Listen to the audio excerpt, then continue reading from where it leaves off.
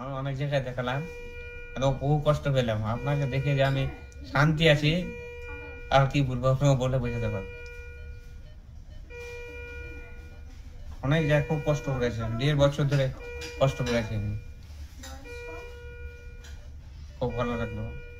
এই যে ভদ্রলোককে দেখলেন, ইনি প্রায় 1.5 বছর ধরে বুক ব্যথায় ভুগছিলেন এবং করোনারি অ্যাঞ্জিওগ্রাফি করতে দেখা যায় ওনার হার্টের একাধিক ধমনীতে ব্লক আছে, যেটা অ্যাঞ্জিওপ্লাস্টি বা বেলুন করে খোলা সম্ভব নয়।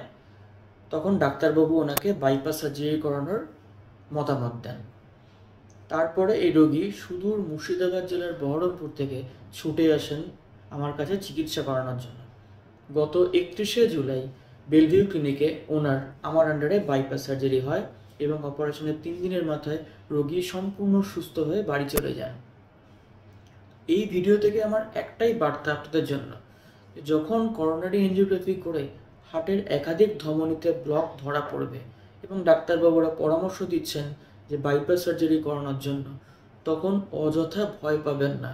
কারণ ঠিক সময় ঠিক জায়গায় বাইপাস সার্জারি করলে তো রেজাল্ট খুব ভালো। বাইপাস সার্জারি শুধুই একটা সার্জারি নয়, এটা একটা জীবন ফিরে পাওয়ার সুযোগ।